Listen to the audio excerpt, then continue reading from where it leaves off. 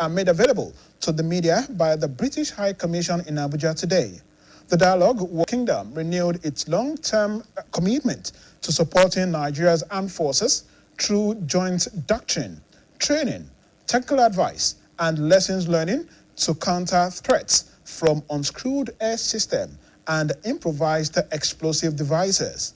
The two countries also reaffirmed support for Nigeria's Joint Doctrine and Warfare Center, Maritime Domain Awareness, and Hydrography, while agreeing to explore opportunities to strengthen defense trade relations.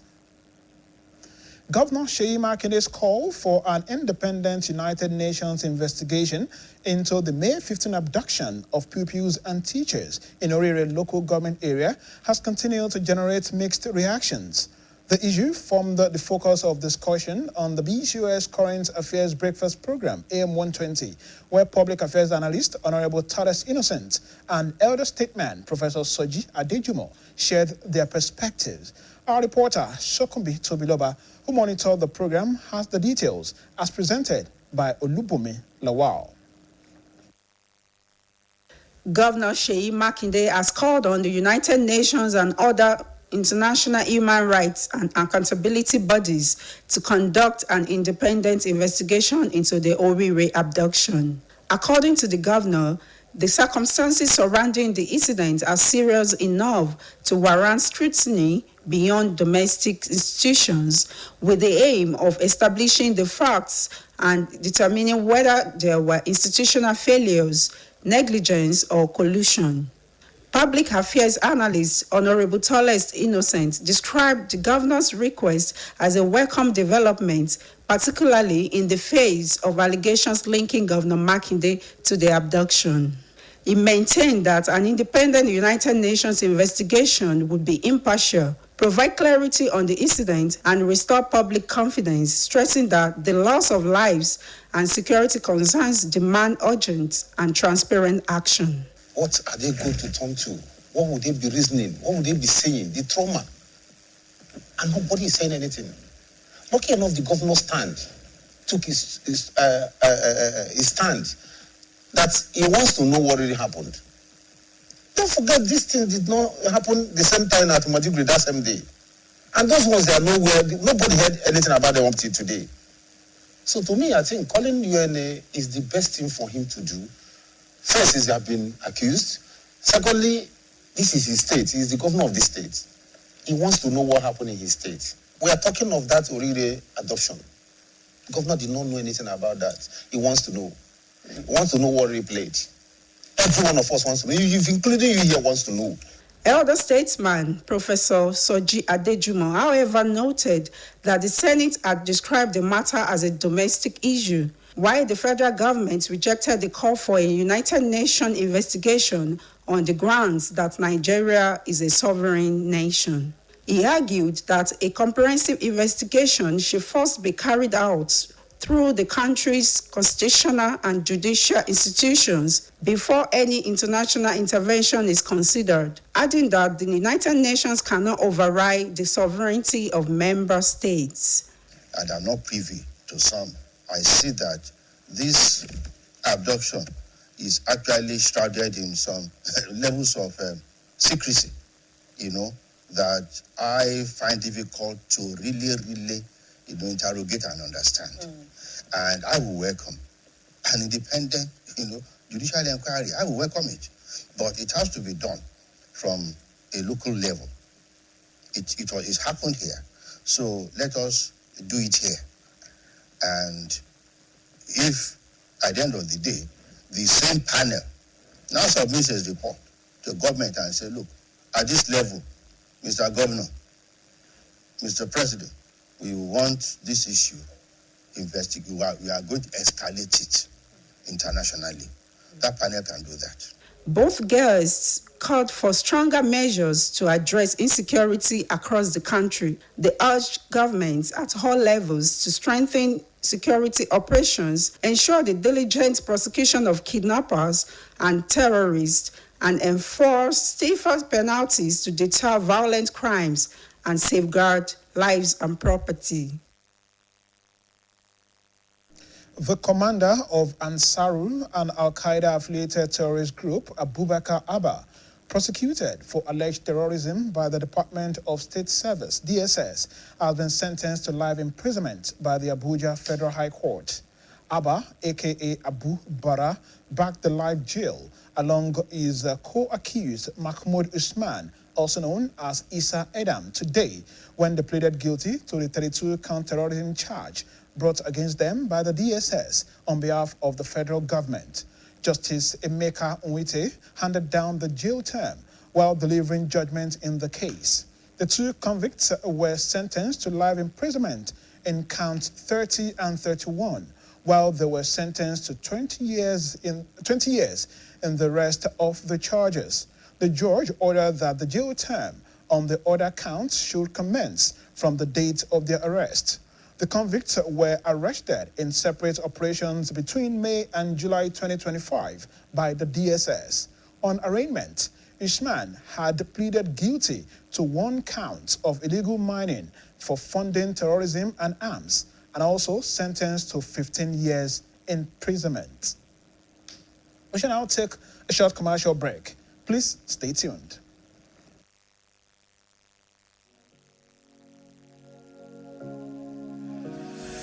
If you feel the body, you go pray for me. I'm gonna move our body dangerously. You didn't make my heart go, body and soul.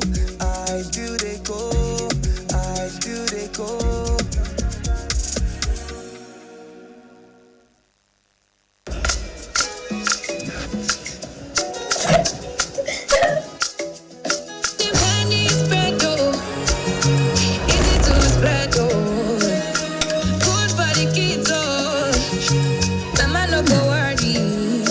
Done, kiddos. Thanks to Golden Penny Spread, easy to spread and good for the family. Mama like Golden Penny Spread, easy to spread and good for the family. Excuse me, ma. This is your 100% in year. Babes, are you sure you want to spend this much on hair? Since your landlord just increased rent, I saved for this one separately on money points. Ma, you say you save on money points? Yes.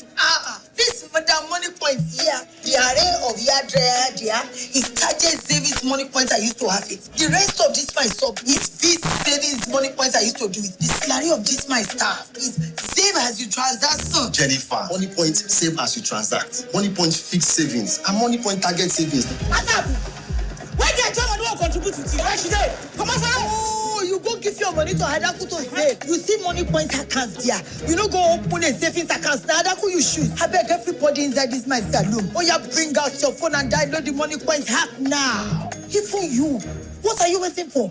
Download the money points hack now. Hadaku, wow, open money points account. Money point made for your progress.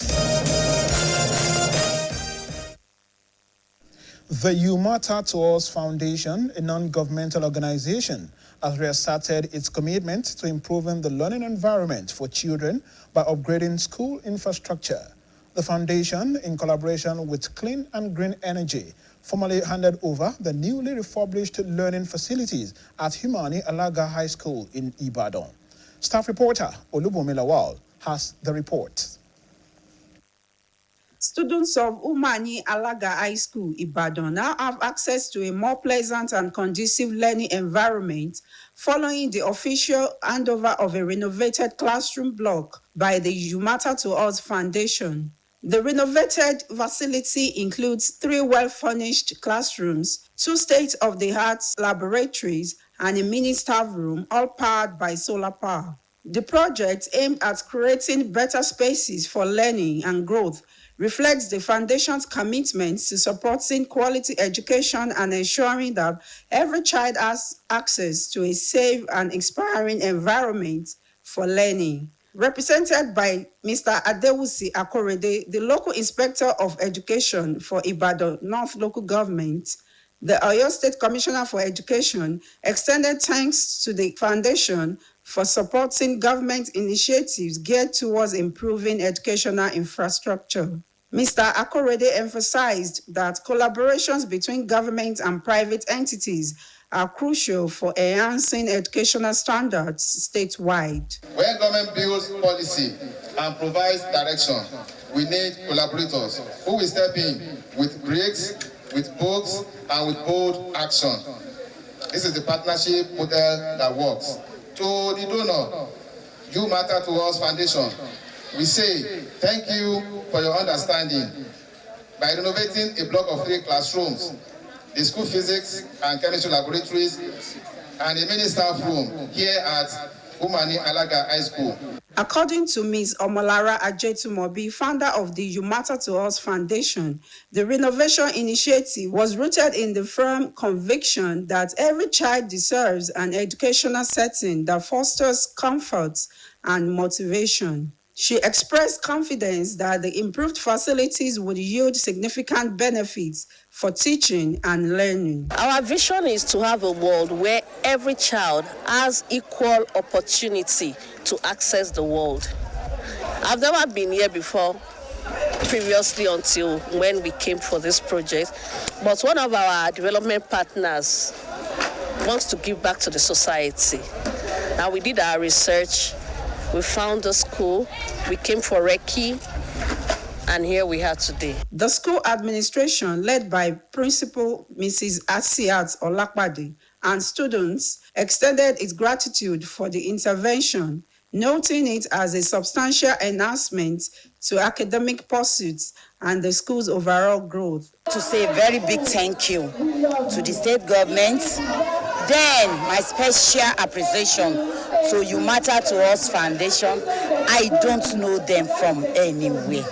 They just came to the school, they promised and they fulfilled the promise. During his goodwill message, the national president of the Old Students Association appreciated the initiative and appealed to the government for enhanced infrastructural facilities at the school.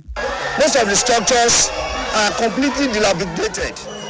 So the one we are still standing was due to the effort of this transition.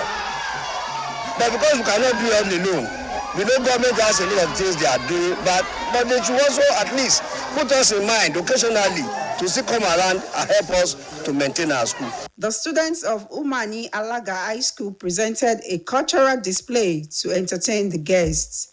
A key highlight of the event was the symbolic presentation of the upgraded facilities to the school management, underscoring another achievement in the quest to improve access to quality education via strategic alliances.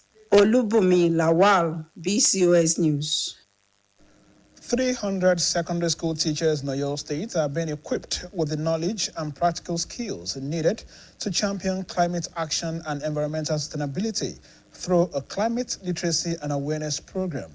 The initiative, sponsored by the University of the West of England, Bristol, is being implemented in partnership with Global Impact Sustainable Development Enterprise Nigeria, the Carbon Literacy Project, and the Oyo State Ministry of Education, Science and Technology.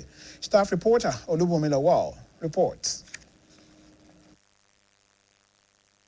As the effects of climate change continue to impact communities across the globe, experts say education remains one of the most effective tools for preparing future generations to respond to environmental challenges. To strengthen climate education at the grassroots, stakeholders in the education sector converged on Ibadan for the inauguration of the Climate Literacy and Awareness Program, CLAP, designed to build the capacity of secondary school teachers across Oyo states. The program, sponsored by the University of the West of England, Bristol, is being implemented in collaboration with Global Impact Sustainable Development Enterprise, Nigeria, the Carbon Literacy Project, and the Oyo State Ministry of Education, Science and Technology. The initiative seeks to deepen teachers' understanding of climate science, environmental sustainability, and practical approaches to integrating climate education into classroom instruction. In his remarks, the Chief Sustainability Officer of GISDEV, Mr. Lolu Akindele, disclosed that Oyo State is the first in Nigeria to host the Climate Literacy and Awareness Program. He noted that teachers are central to nurturing environmentally responsible citizens and promoting sustainable practices among young people. All participants, all learners will be required to come up with individual action and group action that they will be taking concerning climate change. And when they do all this, they earn a certificate that will be issued by Carbon Literacy Project, a UK-based certifying organization, which will certify them as being carbon literate. The Commissioner for Environment and Natural Resources, Mr. Ademola Aderinto, described the training as a strategic investment in the future, noting that teachers are powerful agents of change capable of inspiring positive environmental attitudes and actions among students. He encouraged participants to maximize the opportunity by promoting climate education and sustainable practices such as tree planting, proper waste management, water conservation, and environmental sanitation in their schools and communities. Even though we don't have a structured curriculum centered around climate awareness, as they go back, they go to incorporate this into their teachings, their interaction, everything they do in their various schools. Also speaking, the Commissioner for Education, Science and Technology, represented by the Permanent Secretary in the Ministry, Mrs. Bamidele Oyinloye, commended the development partners for collaborating with the Oyo State government. She urged participants to apply the knowledge acquired and share it with colleagues and students, reaffirming the state's commitment to strengthening education through innovation, collaboration, and continuous capacity building. Passive climate awareness to active, localized climate literacy with a way to driving actionable change within our community. It highlights the need to integrate climate science into daily life and educational frameworks, thereby turning concern into effective environmental solutions. In separate goodwill messages, the Special Advisor to the Governor on General Intervention and Donor Funding, Mrs. Ronke Adedayo, the Dean, Faculty of Technology, University of Ibadan, Professor Isaac Bamigboye, and participants at the program applauded the initiative, expressing confidence that empowering teachers with climate knowledge will help raise a generation capable of providing practical and sustainable solutions to environmental challenges. A lot of things that are happening now is because of lack of knowledge.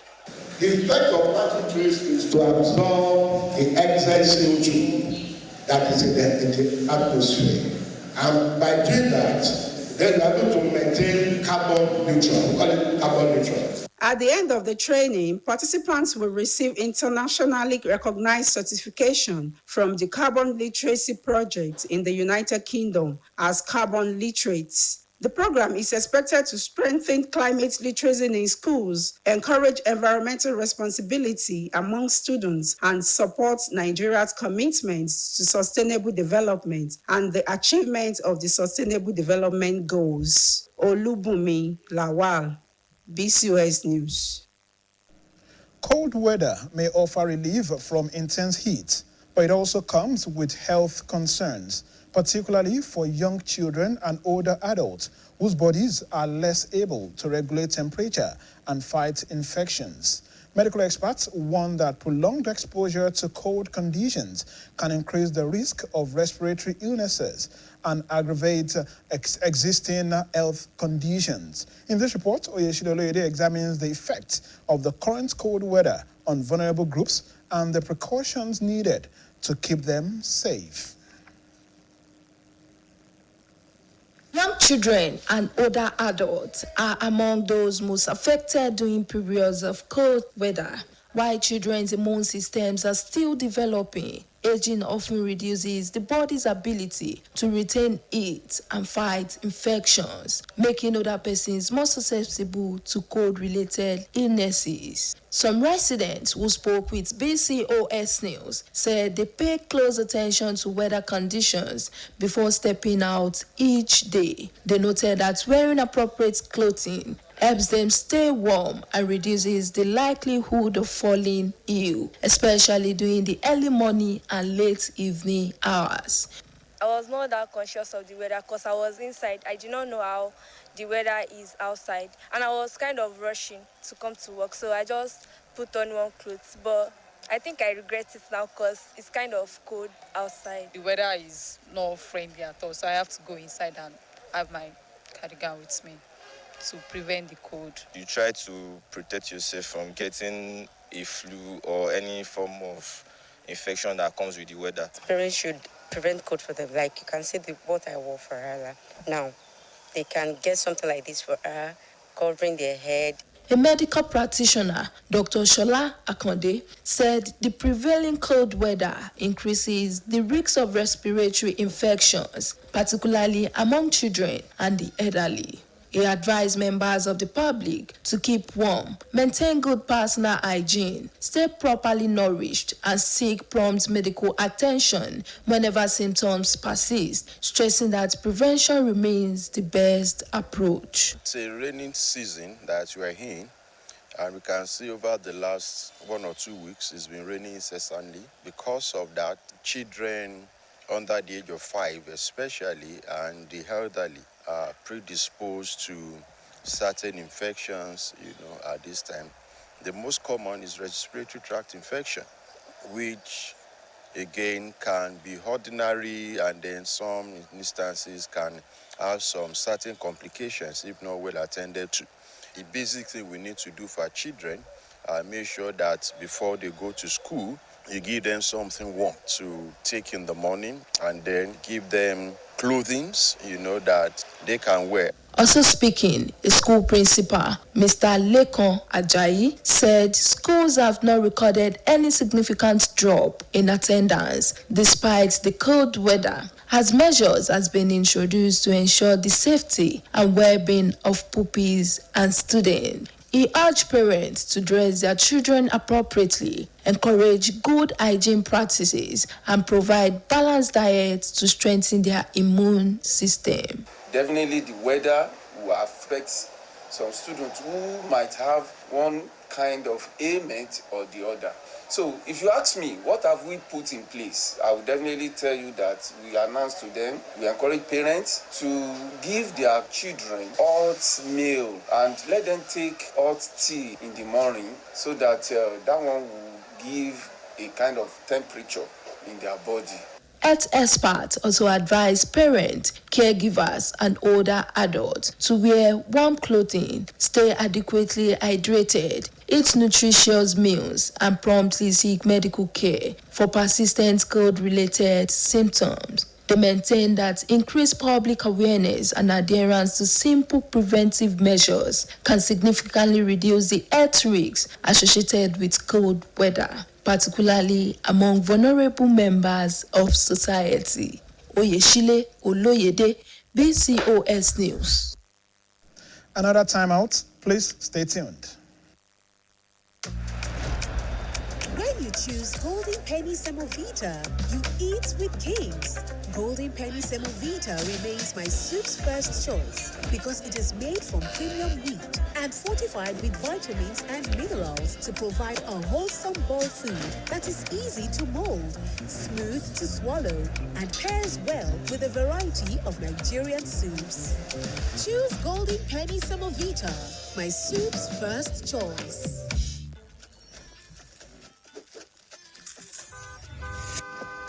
Alert! Today's car just pulled in. What's new? Wonderful. How about now? Ah, see these jokers. So you want hide better thing from your uncle? New Pure Bliss Gold, now in 3 delicious flavors for your delightful indulgence. Pure Bliss Gold, no they have.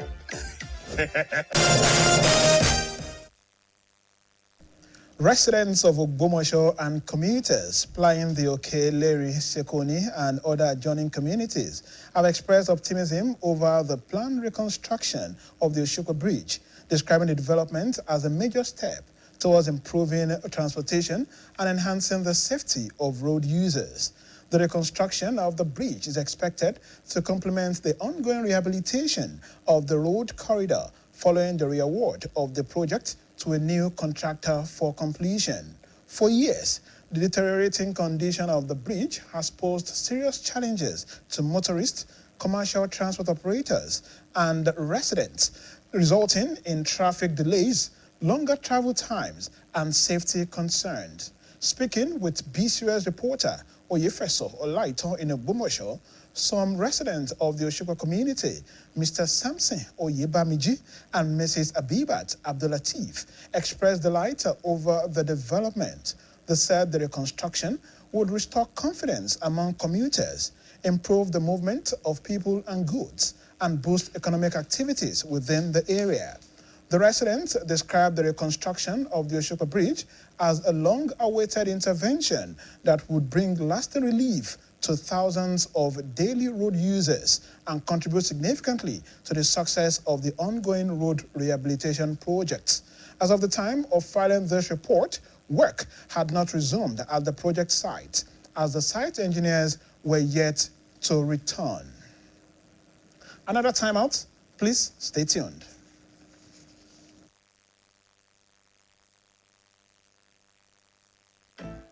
Our bodies get serums, washes, lotions, cleansers, scrubs, but underarms only get deodorant? That's why our new breakthrough formula contains pure hyaluron and vitamin C to deeply care for your underarms for a softer and even skin tone in 2 weeks. With 72 hours sweat and odor protection, try the new Nivea Derma Control Natural Tone, because your underarms deserve more. Nivea is for skin.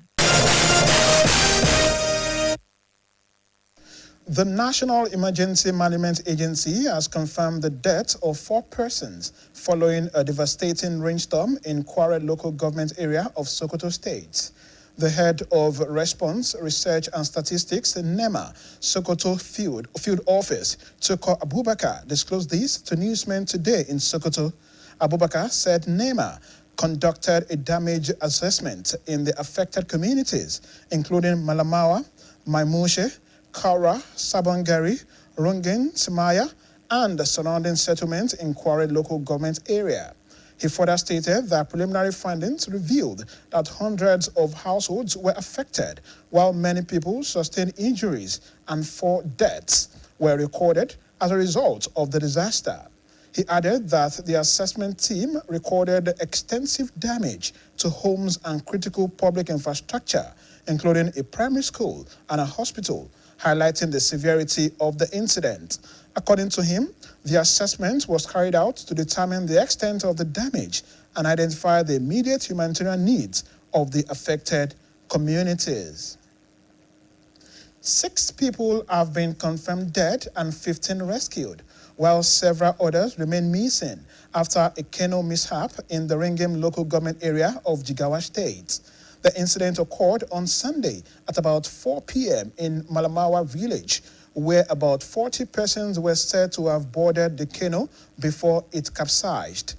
Rescue efforts are ongoing, with officials of the Jigawa Emergency Management Agency deployed to the scene in search of survivors. The Jigawa State Commissioner for Special Duties, Awao Sankara, confirmed the development and said the government had intensified efforts to locate all victims. He also added that emergency teams would not relent until all those involved in the accident were accounted for. Eyewitnesses said the canoe was overloaded, raising concerns over safety compliance on local waterways. Authorities are yet to confirm the exact number of passengers still missing as rescue operations continue. Family members, children, and friends on Saturday converged on First Baptist Church, Okeleri, Ogbomosho, to bid farewell to Mrs. Alice Adeyola Popola.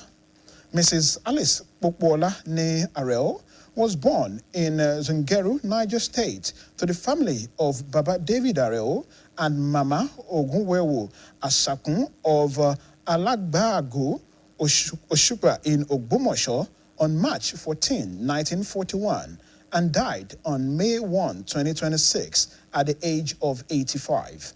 BCOS correspondent in Ogbomoso, Aderemi Akomu, covered the burial program.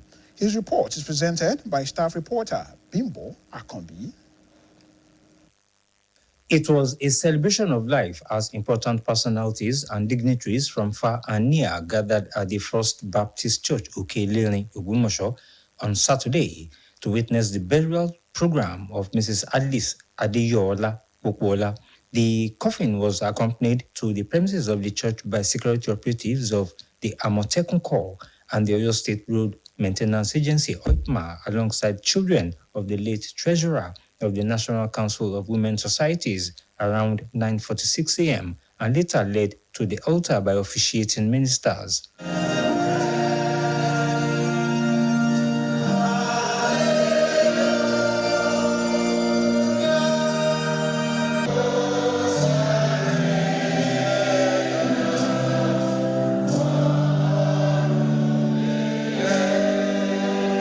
Delivering his message, Reverend Dr. Victor Oyelowo stressed that death is inevitable for all living souls, noting that it is not compulsory for all human beings to live exemplary lives. The cleric charged everybody to be prepared for death, which might occur at any time. Living this world is mandatory. Every person born into this world will one day depart from here. He said despite humanitarian services of Mama Pokuola, she answered the call on May 1st, 2026, calling on all to accept Jesus Christ as the great warrior and their personal savior and also comply with his will. Prayers were offered for the immediate and extended families by Reverend Samson Olopade. Our remains were committed to Mother Earth at our residence in Ogbomoso. Appreciating on behalf of the family, Pastor Tunde Pokuola commended all supportive hands towards the success of the burial program of Madam Alice Adeyola Pokuola. In separate interviews with the BCOS, the Auditor General of Oyo State, Otumba Kehinde Pokuola, and his twin brother, who is the coordinating director in the Ministry of Finance, Oyo State, Mr. Taiwo Pokuola, described her as the best and that she will be missed by both the immediate and extended families. It's a mother indeed. Very nice woman. It's a mother that when I come back to this one, you see me, my mother. Because many people like her.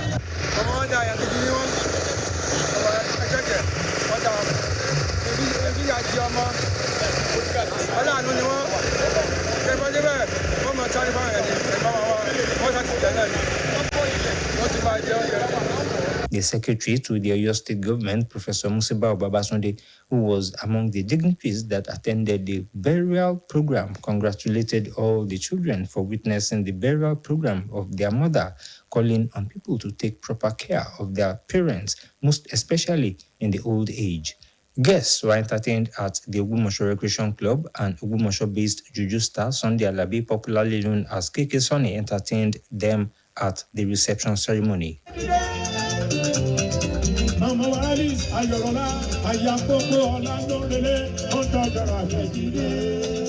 The burial program was also attended by the Oyo State Head of Service, Dr. Mrs. A.A. Fashino, Oyo State Majority Leader, Prince Sanjo Adidoyin, Oyo State Commissioner for Information, Prince Dotun Yelade, APM Governorship Candidate Running Mate, Engineer Muftau Opun Salau, and APM Chieftain, Dr. Saka Balogun. Madam Alice Pokuola is survived by brothers, sisters, children, grandchildren, and great-grandchildren. Another timeout. Please stay tuned.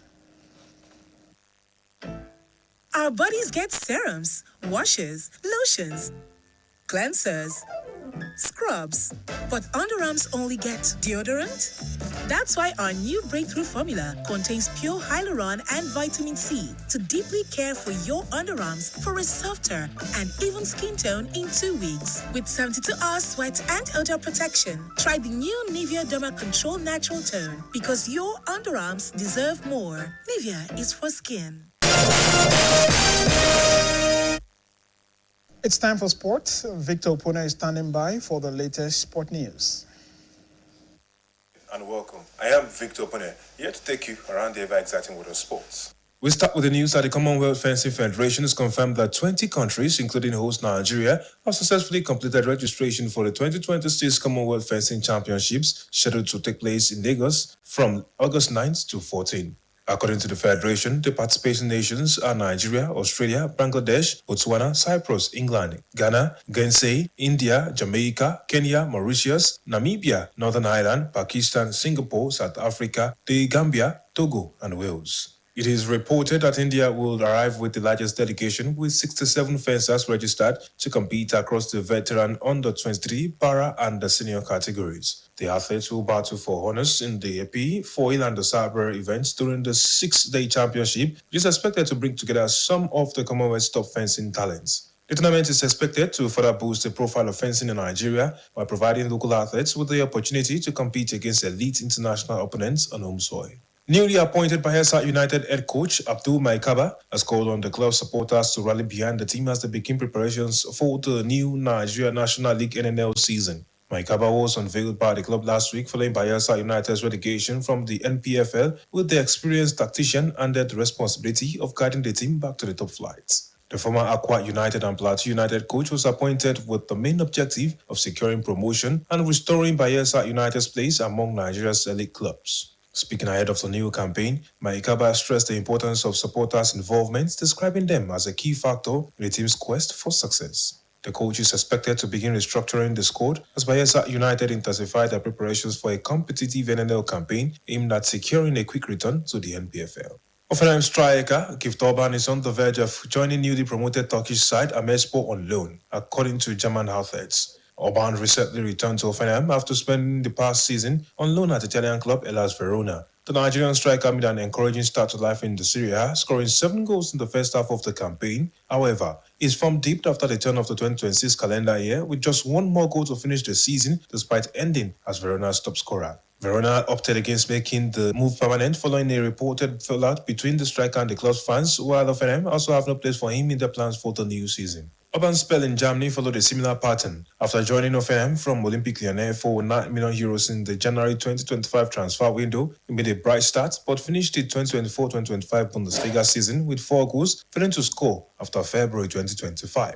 The Bundesliga club recouped part of their investments through the €500,000 loan fee paid by Verona last season. According to German reports, Offenheim are now set to receive a further €1 million loan fee from Ahmedspor for the 2026-2027 campaign. The report also adds that the deal includes an obligation to buy, which will be triggered once Orban reaches a relatively low appearance threshold. If that clause is activated, the 23-year-old will complete a permanent move to the Turkish Super League club for a transfer fee of around €4 million. And wrap up with the news that the Flying Eagles of Nigeria have departed to Abidjan earlier today via the Nnamdi Azikiwe International Airport for the WAFU B Under-20 tournament. And that's your sport update on news around the world. I am Victor Opone. Thanks for watching. Thank you, Victor Opone. Now to the foreign scene. Andy Bonham has become the United Kingdom's new Prime Minister, succeeding Keir Starmer, and pledging to tackle the country's cost of living crisis and improve public services. Bonham formally assumed office after Starmer tendered his resignation to King Charles III. Foreign News Editor Folashade Akintola compiled the story and others, as presented by Khadija Lawal. He has promised to focus more clearly on issues people care about, such as cost of living crisis and poorly performing services. Bonham succeeds Keir Starmer, who in his farewell speech outside St. Downing Street said his work is done. He then visited the palace to formally tender his resignation to King Charles III. Bonham, 56, is a former mayor of Greater Manchester, where he earned the nickname King of the North. He was an MP between 2001 and 2017, serving as a minister in the governments of Tony Blair and Gordon Brown. I am acutely conscious that I am the 6th person in the last 10 years to walk up this street, the 7th Prime Minister since 2016, making this a moment for reflection and new resolution. It requires my generation of politicians to raise our game and rise to the new challenge.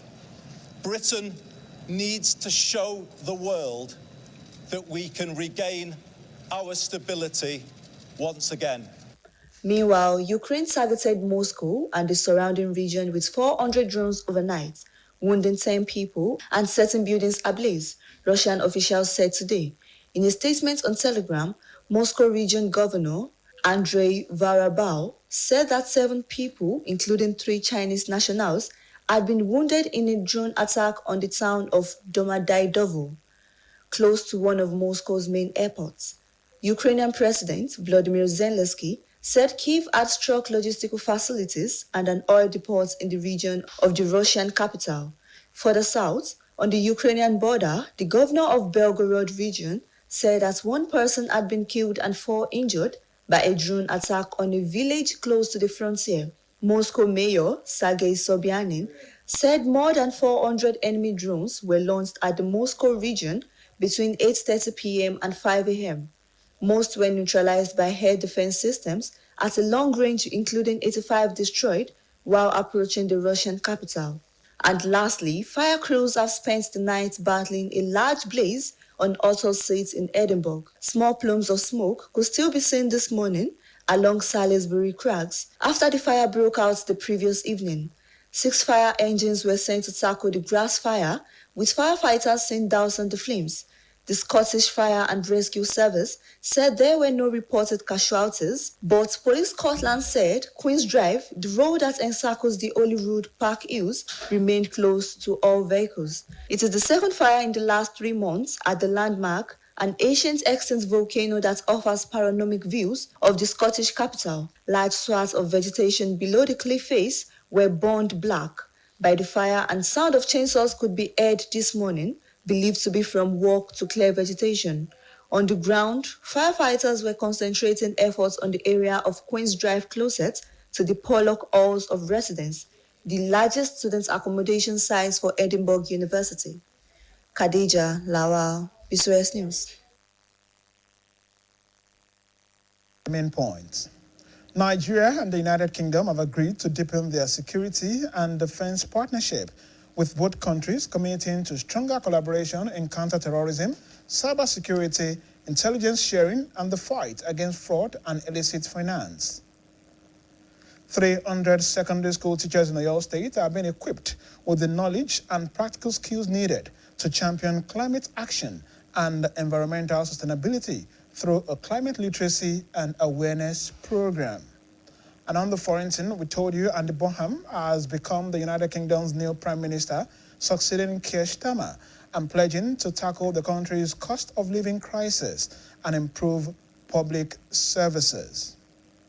BCOS TV is now on Niger TV app, and you can watch us from any part of the world. Also, BCOS website is live. Kindly visit www.bcostv.com. You can also reach us on GoTV, channel 134, and channel 113 on Star Times. Now, before I go, if you see something suspicious, alert the authority for timely response. Be vigilant. That ends the news around the world. Good evening, and thanks for watching.